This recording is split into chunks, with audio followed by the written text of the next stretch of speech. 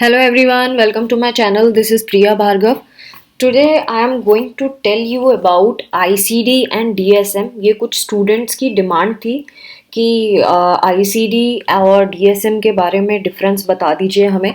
So this video is specially for all the students who are into medical field और medical field में है या फिर psychiatry में है या साइकोलॉजिस्ट हैं. सबके लिए ये वीडियो इम्पोर्टेंट है जो भी मेडिकल फील्ड से बिलोंग करते हैं. तो let us start the difference between ICD and DSM.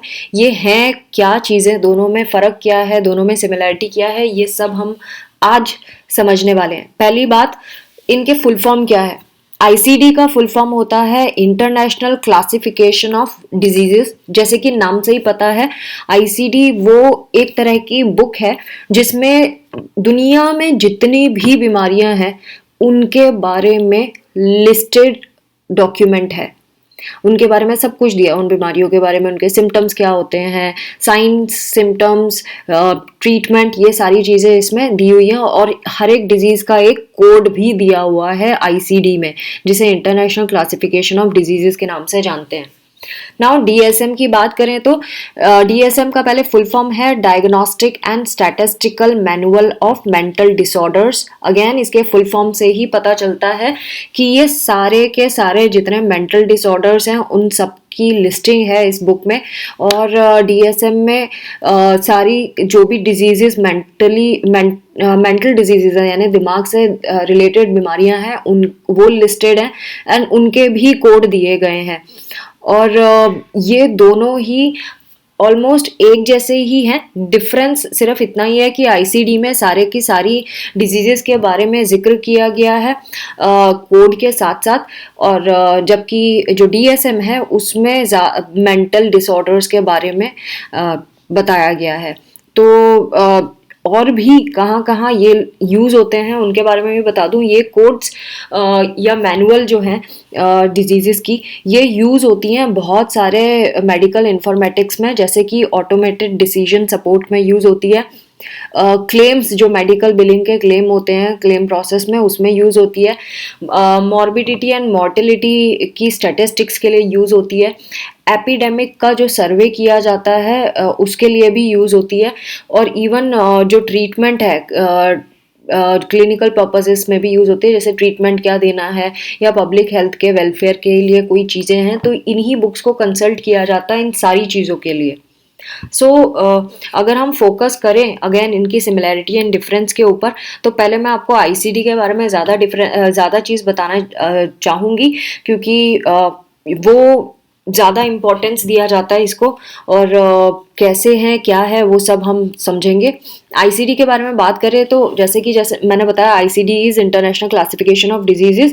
ये ग्लोबली एक्सेप्टेड एक कन्वेंशन है, यानी कि कन्वेंशन मतलब एक ऐसे डॉक्यूमेंट है जिसको पूरी दुनिया भर में एक्सेप्ट किया गया है और जिसमें बीमारियों को क्लासीफाई किया जाता है. ये जितनी भी डिजीज़ेज़ हैं उन्हें डॉक्यूमेंट, जैसे कि मैंने पहले बताया, दुनिया में जितनी भी डिजीज़ेज़ हैं उनको डॉक्यूमेंट किया गया है. और ये हेल्थ मैनेजमेंट में यूज़ होती है, एपिडेमियोलॉजी में यूज़ होती है और बहुत सारे क्लिनिकल पर्पसेस के लिए भी आईसीडी को यूज़ किया जाता है. इसको WHO world health organisation maintain करता है. और क्या किसके अकॉर्डिंगली मेंटेन करता है? Conditions, disorders, diseases. तो WHO मेंबर नेशंस हैं, वो सारे मिलके इसको मेंटेन करते हैं इस बुक को. चाहे इस बुक में आपको सारी चीज़ें मिल जाएंगी, डिजीज़, साइंस, जैसे कि मैंने बताया, एबनॉर्मल फाइंडिंग, सर्कमस्टेंसेस, वो सारी चीज़ें इसमें मेंशन होंगी बहुत अच्छे से. और हर एक का एक कोड भी होगा, ये भी मैं बता चुकी हूँ. इंश्योरेंस कंपनीज भी इसको कंसल्ट करती हैं, हेल्थ केयर प्रोवाइडर्स भी इसको कंसल्ट करते हैं, बहुत सारी हेल्थ केयर एजेंसीज भी पूरी दुनिया भर की इसको कंसल्ट करती है आईसीडी सिस्टम को.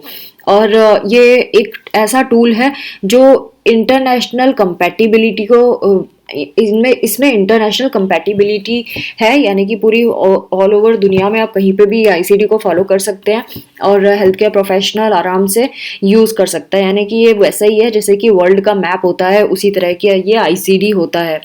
आईसीडी का रिवीजन होता रहता है, 10 साल में एक बार ये रिवाइज की जाती है. 1994 में आईसीडी 10 आया था और आईसीडी 11 भी आ चुका है जो कायदे से 2000 अगर 10 साल में होता तो 2004 में आना चाहिए था। ICD 11 2018 में पब्लिश हो चुका है, इसके ऊपर काफ़ी काम चला।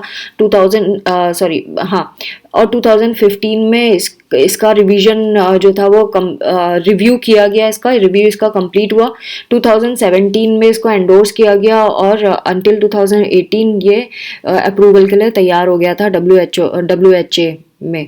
सो WHA है वर्ल्ड हेल्थ असेंबली। तो बहुत सारे जो कंट्रीज हैं इसको जिन्होंने अडेप्ट किया है ICD-10 को, वो है न्यूजीलैंड, ऑस्ट्रेलिया, कनाडा। सो इसके बारे में आपको पता होना चाहिए। और ICD-11 में अभी क्या स्पेशलिटी है वो भी मैं बता दूं। ICD-11 जो है इसमें कोड्स और डेफिनेशंस बहुत सिंपल लैंग्वेज में मेंशन की गई है, जो एक ह्यूमन अंडरस्टैंड कर सकता है उसके फॉर्म में। और न्यू रिवीजन परमिट करेगा कि हम इसको कंप्यूटराइज कर सकें, कंप्यूटर पे डाल सकें, सो दैट इसकी एप्लीकेबिलिटी और पेलिएबिलिटी बढ़ जाए। DSM की बात करें तो DSM-5 अभी रिसेंट वाला बिल्कुल ब्रांड न्यू जो है वो DSM-5 एडिशन है। DSM का फुल फॉर्म होता है diagnostic and statistical manual of mental disorder. ये भी एक तरह की बुक ही है जैसे ICD होती है, और ये वो मेंटल डिसऑर्डर के जितने भी क्राइटेरिया हैं उनको बताता है, क्लिनिकल डायग्नोसिस में हेल्प करता है मेंटल डिसऑर्डर के। और ये जो सिस्टम है ये कॉमन लैंग्वेज में लिखा गया है, जिसकी वजह से मेडिकल प्रोफेशनल्स जो होते हैं इसको बहुत अच्छे से यूज़ कर सकते हैं और डिसीजन लेने में हेल्प होती है उनकी। ये देखिए यहाँ पे लेफ्ट साइड में इसकी पिक्चर भी दी हुई है किस तरह की ये दिखती है DSM-5। तो अगर आपको बहुत स्ट्रिक्टली पढ़ाई करनी है तो आप ये बुक ले सकते हैं, मार्केट में अवेलेबल हो तो। Again you can search market में अवेलेबल है या नहीं है। इसके जो डॉक्यूमेंट्स है वो पेशेंट के डायग्नोसिस को बहुत इजी बना देते हैं। और इसको कौन पब्लिश करता है, जैसे उसमें WHO था, इसमें है अमेरिकन साइकियाट्रिक एसोसिएशन, APA जिसे कहते हैं। ये वो ऑर्गेनाइजेशन है जो DSM की मैनुअल पब्लिश करने के लिए जिसका हाथ है।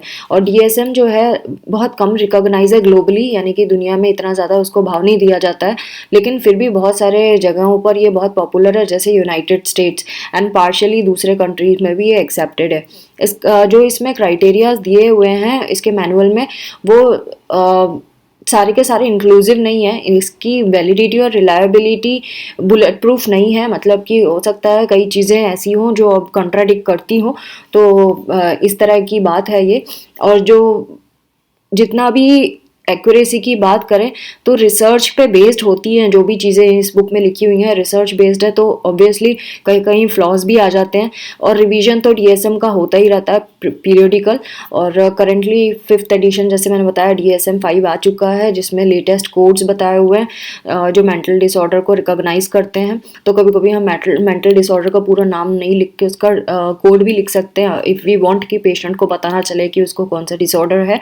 वैसे कोड लिखने से ये होता है कि हम मैनुअल से डायरेक्ट कंसल्ट कर सकते हैं, इसलिए मैनुअल दिस कोड हेल्प्स।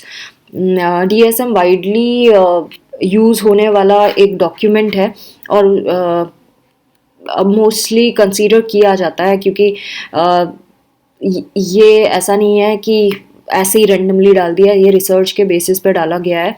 सर्वे में ये पता चला है कि 66 कंट्रीज़ जो हैं वो साइकियाट्रिस्ट एग्री करते हैं दैट ICD जो है ये बेस्ट कंसीडर किया जाता है डायग्नोसिस के लिए। और DSM जो है वो रिसर्च से बेनिफिट होता है DSM को, मतलब सारी रिसर्च की चीज़ें DSM में डाली जाती हैं। अगर हम सिमिलैरिटी की बात करें अगेन ICD एंड DSM में, तो इनके डेफिनेशंस इन दोनों बुक्स में अगर आप देखेंगे तो डेफिनेशंस डिसऑर्डर के ऑलमोस्ट सेम जैसे ही हैं। तो इसीलिए ये क्लासिफिकेशन भी, अगर क्लासिफिकेशन देखें तो दोनों बुक्स में ही डिजीज़ के कोड्स दिए हुए हैं और दोनों के कोड्स भी काफ़ी सिमिलर हैं। कोड क्रॉस वॉकिंग की बात करें तो अगेन न्यू वर्जन्स जो आते जाते हैं तो वो ओल्ड वर्जन से ही कोड्स को उठाते हैं, यानी हर एक बारी इनका न्यू वर्जन जब आता है तो कोड वही होता है जो पुरानी बुक में होता है। जो नई डिजीज़ हैं उसके नए कोड डाल दिए जाते हैं।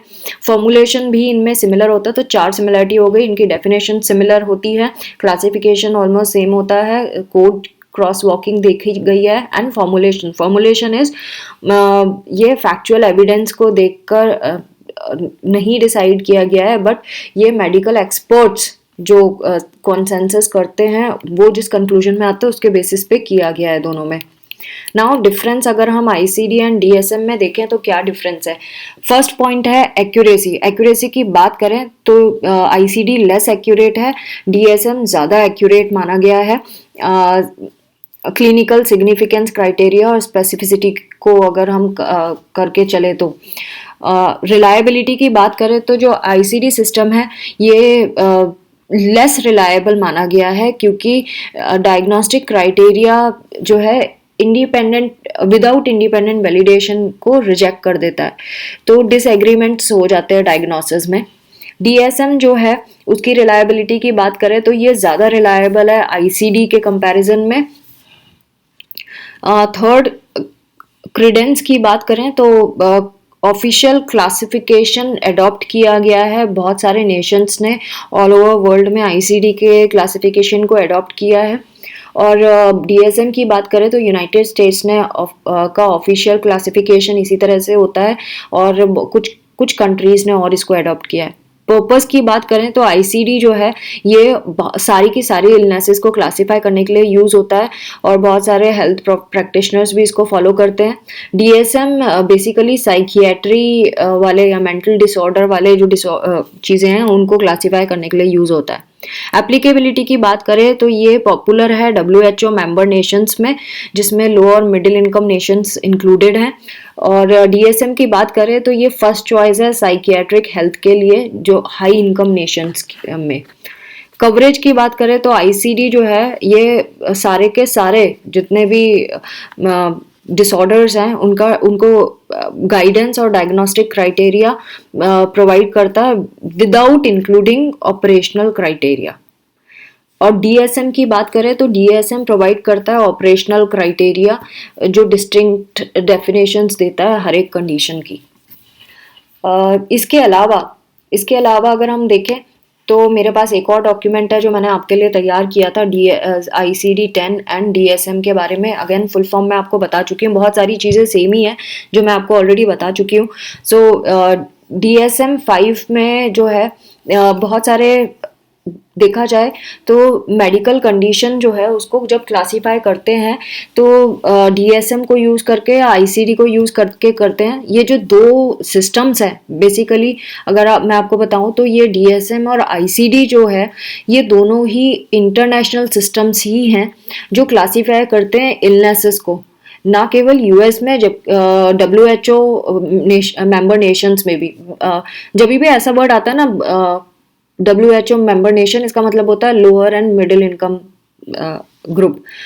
मेडिकल कंडीशंस जो होती हैं वो DSM-5 में क्लासीफाई की जाती है। DSM-5 जब क्लासीफाई करता है मेंटल डिसऑर्डर को, जैसे कि schizophrenia, depression, eating disorder, substance related disorder, ये सारे इसमें आते हैं।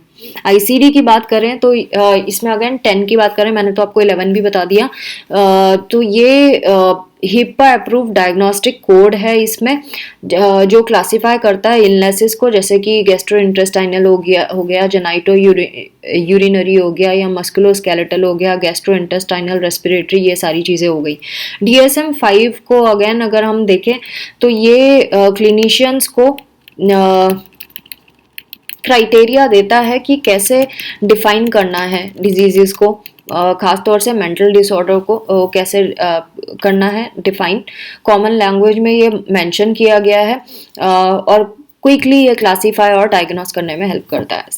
ICD-10 की बात करें तो जब आप किसी डिजीज़ को डायग्नोस कर देते हैं DSM-5 को यूज़ करके तो ICD-10 को आपको फॉलो करना होगा, क्योंकि इसमें कोड्स होते हैं, कोड नंबर होते हैं जो यूज़ किए जा सकते हैं रीएम्बर्समेंट प्रोसेस के लिए या स्टैटिस्टिकल कंपाइलेशन के लिए या फिर डॉक्यूमेंटेशन या रिपोर्टिंग पर्पसेस के लिए यूज़ किए जा सकते हैं। यानी DSM के बाद ICD-10 को भी फॉलो करना अच्छी बात है।